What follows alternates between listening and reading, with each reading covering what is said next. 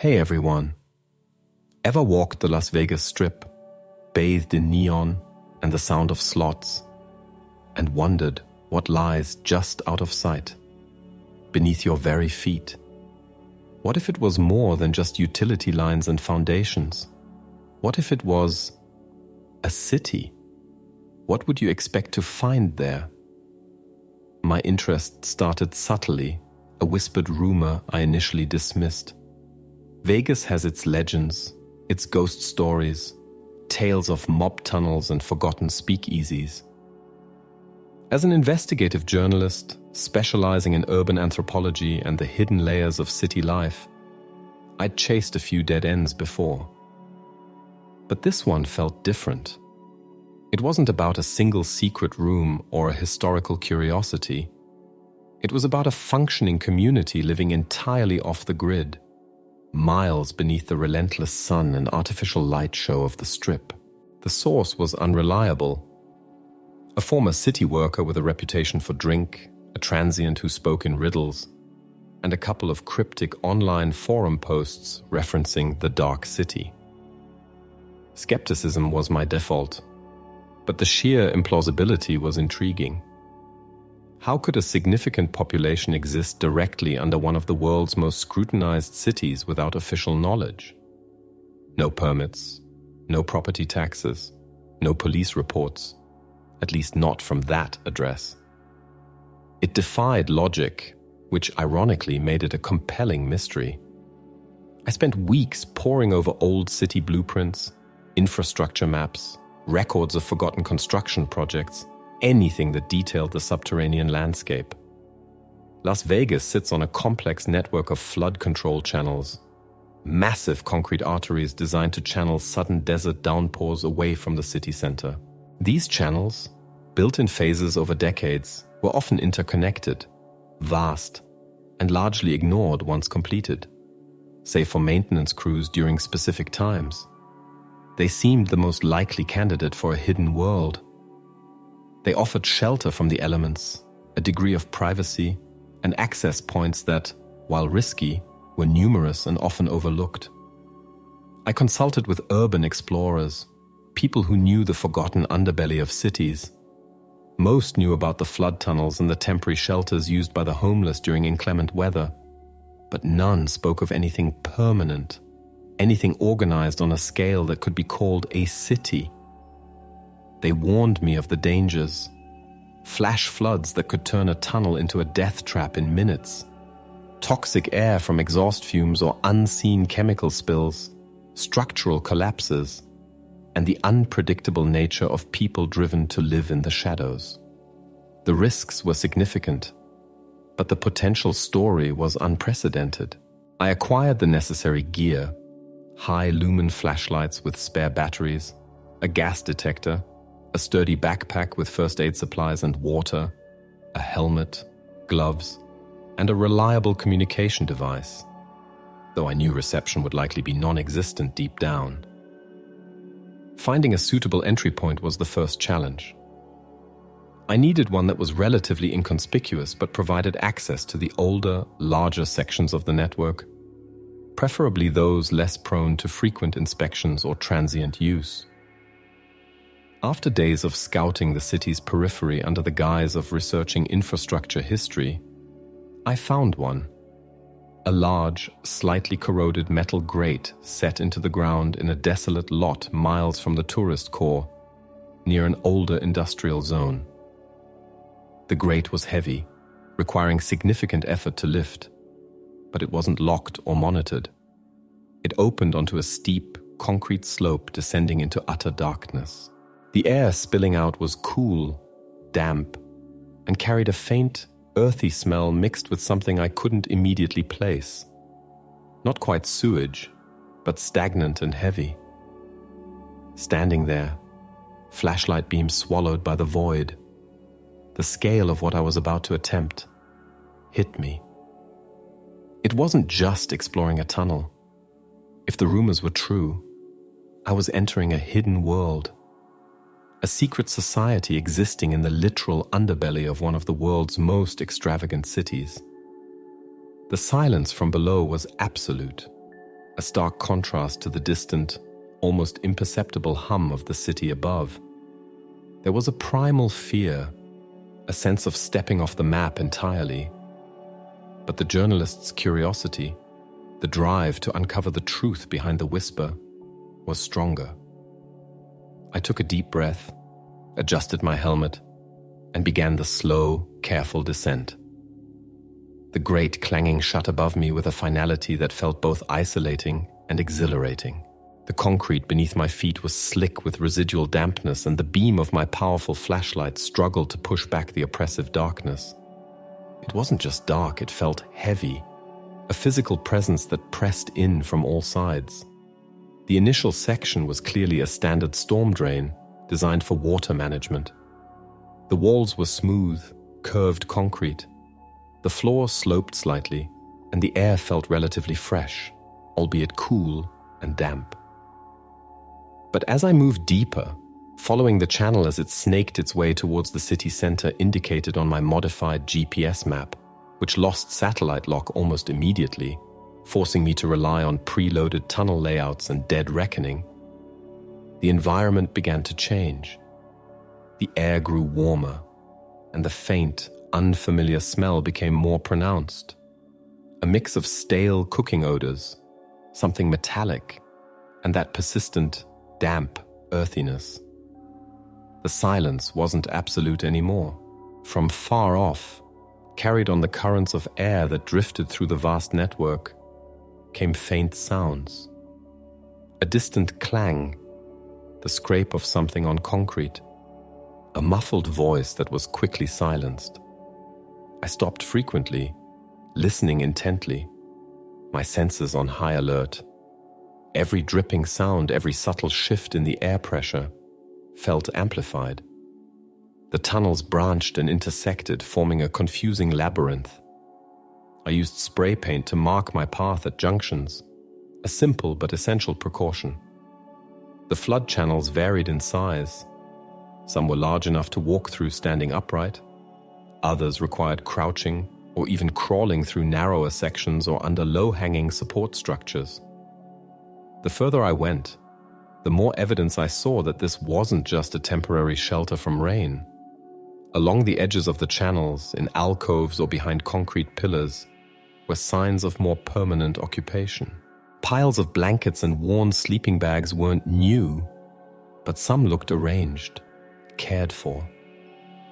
Crude shelves fashioned from scavenged materials held meager possessions. There were areas where fires had clearly been built recently, the concrete blackened with soot, despite the obvious dangers of smoke inhalation in the confined space. The trash wasn't just discarded fast food wrappers.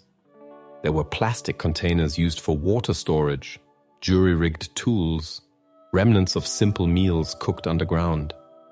It was a subtle accumulation of detail, each piece whispering of lives lived here, not just endured. Then I saw the light. Not the clean, focused beam of a flashlight, but a softer, flickering glow, coming from around a bend in the main channel ahead. It was hesitant, trying to be hidden, but in the absolute darkness it was a beacon. My heart pounded, a mix of fear and intense anticipation. This was it. This was beyond casual use of the tunnels. This was habitation. I extinguished my own powerful light, relying on the faint glow from my phone screen showing the tunnel map to navigate slowly and silently towards the light source. The sound of muffled voices became clearer, a low murmur that was impossible to decipher but undeniably human. I crept closer, pressing myself against the cold, damp concrete wall. The light source was coming from a larger junction where several channels met. It looked like a fire, carefully contained within a metal drum, casting dancing shadows on the curved walls. Figures moved around it, indistinct in the flickering light. The air here was thicker, warmer, carrying the smell of smoke and cooking food. Something basic, maybe beans or canned soup heating over the fire. It was a stark, surreal scene.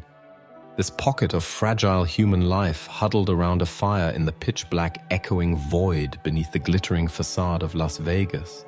It wasn't the imagined city of structures and streets, but it was undeniably a community living in the deep, hidden infrastructure of the surface world. My objective shifted from just confirming the existence of a secret underground city to understanding who these people were, why they lived like this, and how they survived. As I watched, trying to make out details in the gloom, a figure separated itself from the group by the fire. They seemed to be scanning the darker parts of the junction, looking, listening. My breath hitched. They were aware of their surroundings, and perhaps aware of an intrusion. The figure turned slowly, their gaze seeming to sweep across the area where I was concealed. I froze, trying to become one with the shadows and the rough texture of the concrete. The flickering firelight didn't reach me, but the peripheral vision of someone used to living in low light conditions might be keen. I could feel the tension radiating from the figure, the stillness that spoke of alertness. They took a step closer to the edge of the firelight's reach, peering into the darkness. My mind raced.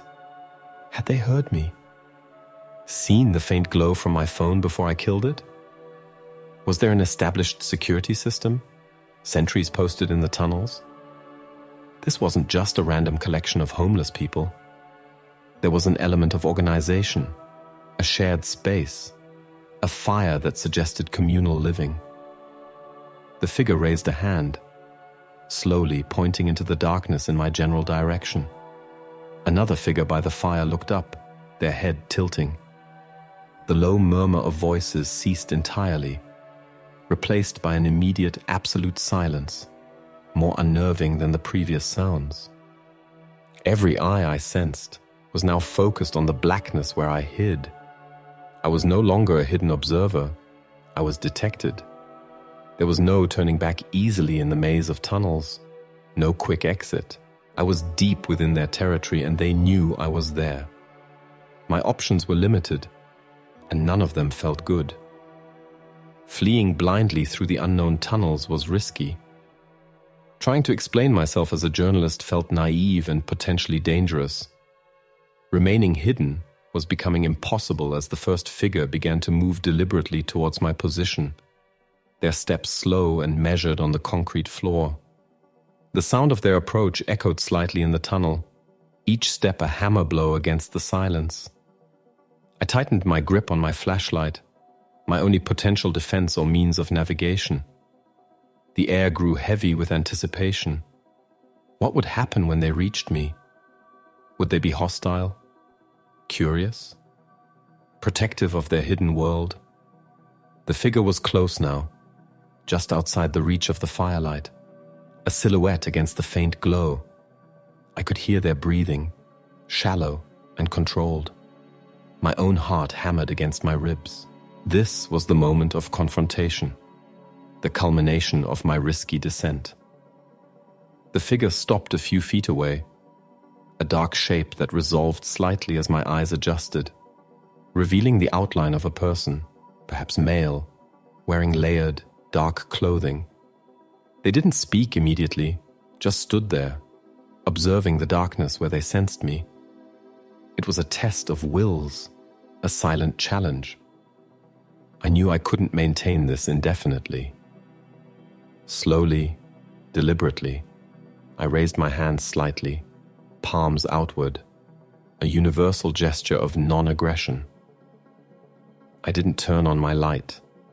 That felt too sudden, too confrontational. I just waited, making myself slightly less hidden, but still a shape in the gloom. "Hello?" I said, my voice quiet but clear in the stillness. It sounded unnaturally loud. The figure didn't respond immediately. There was a pause, a tense silence broken only by the faint crackle of the distant fire. Then slowly, they lowered their hand. Another figure emerged from the firelight and joined the first, standing slightly behind them. The second figure was smaller, perhaps a woman. The air didn't seem to lighten, but the immediate sense of impending aggression seemed to recede slightly, replaced by wary caution. "Who are you?" The voice was low, gravelly, neither overtly threatening nor welcoming. It belonged to the first figure. It was a simple question, but the weight behind it was immense. It wasn't just asking my name. It was asking my purpose, my right to be in their hidden space. "My name is Alex," I replied, keeping my voice calm. "I'm a journalist. I research urban environments, hidden communities." I knew the word journalist might not be well received, but lying felt like a worse idea. There was another long pause.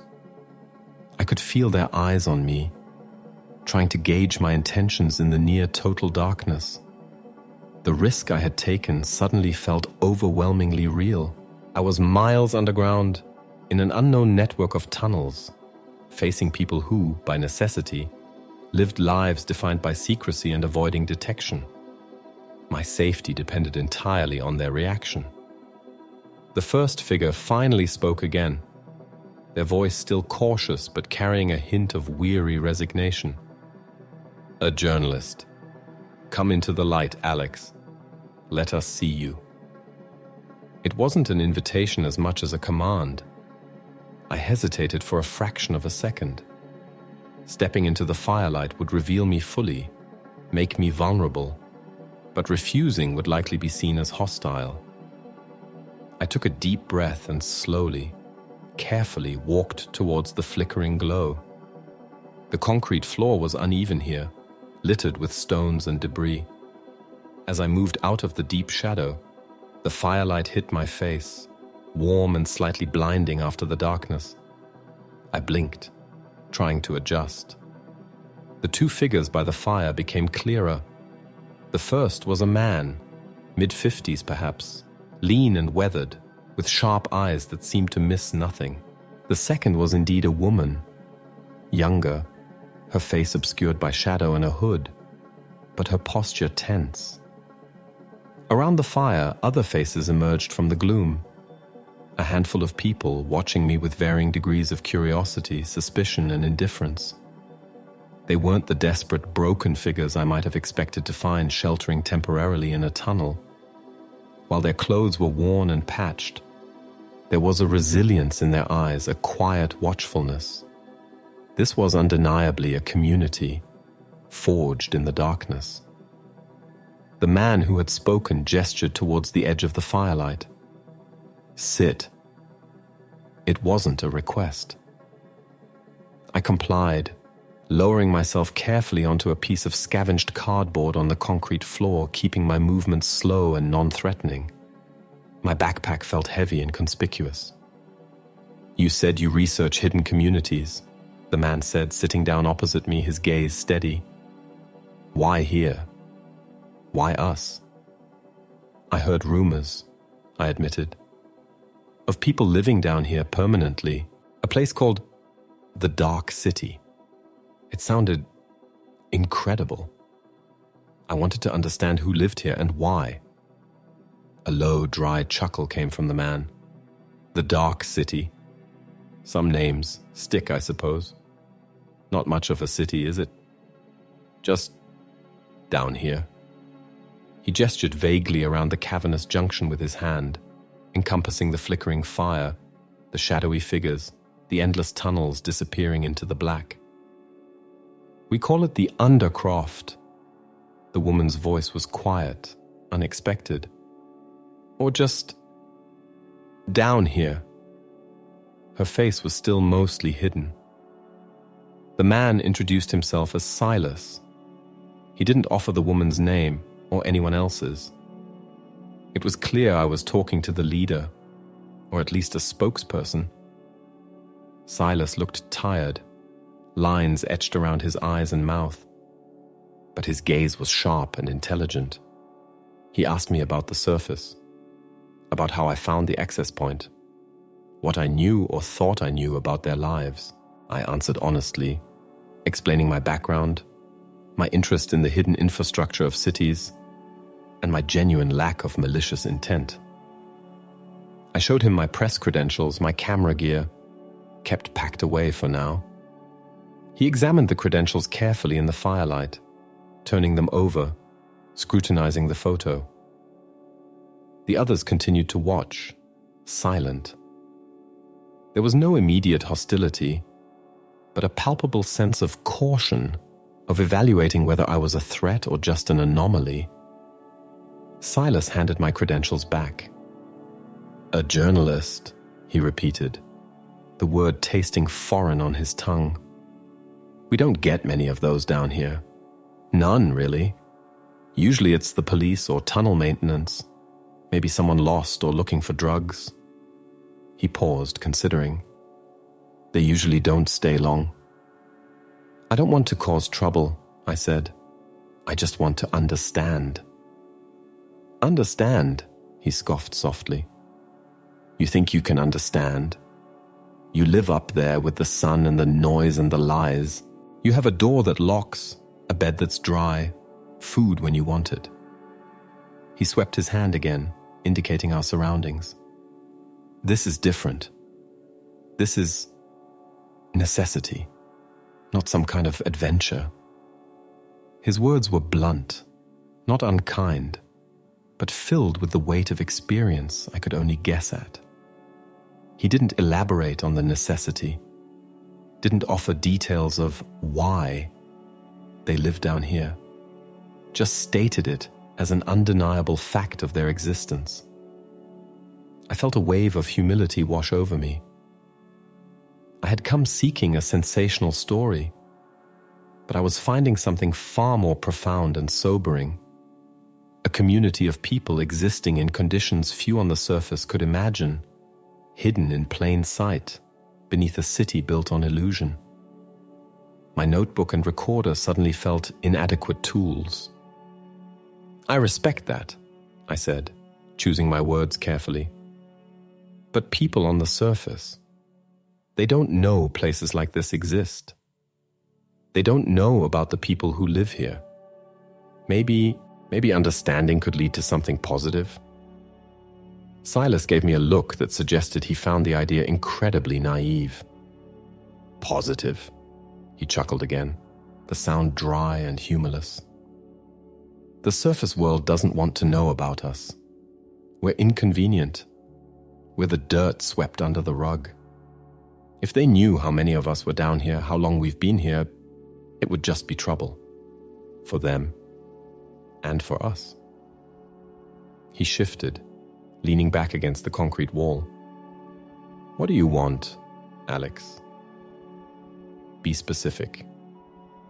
What kind of understanding are you looking for?" This was the crucial moment. I couldn't just say, "the whole story."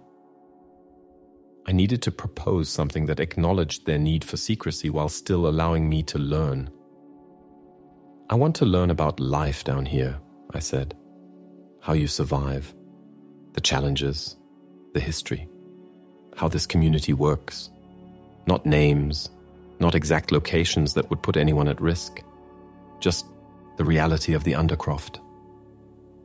Silas was silent for a long time, watching the fire.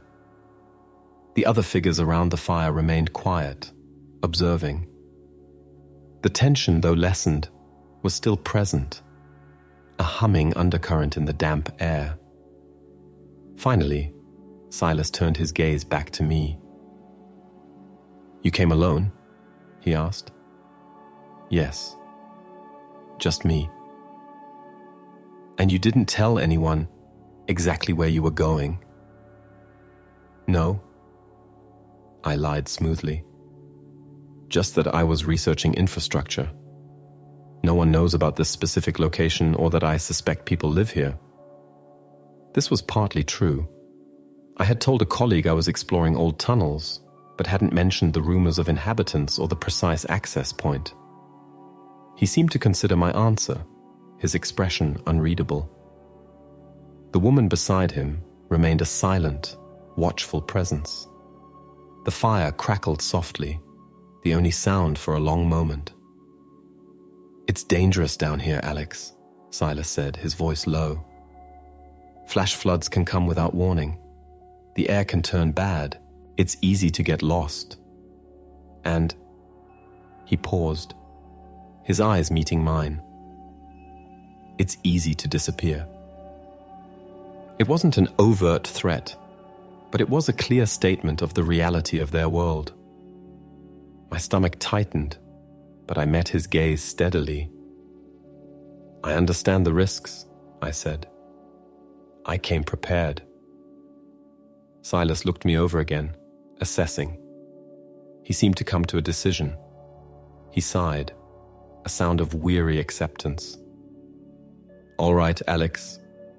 You want to see the Undercroft? You want to understand the reality? You can stay. For a little while." He gestured around the junction again. "See what it's like. But there are rules. You don't go anywhere without one of us. You don't ask questions that are too personal. You don't try to contact the surface. And if we say you have to leave, you leave, no arguments. Understand?" "I understand," I said, a rush of relief and anticipation washing over me. This was more than I had hoped for. "Good," Silas said, pushing himself slowly to his feet. "It's a long night. The fire won't last forever. We move when it gets low. You need to learn to move in the dark like the rest of us." He nodded towards the tunnels disappearing into the black. "Welcome to the Undercroft, journalist. Let's see if you can handle the reality." He didn't offer a hand. He just turned and walked back towards the fire, joining the silent figures huddled around it. The woman gave me one last, unreadable look before following him. I was left sitting on the cold concrete in the firelight, the darkness pressing in from all sides, the weight of the city above feeling heavier than ever. I had found the secret underground city beneath Las Vegas,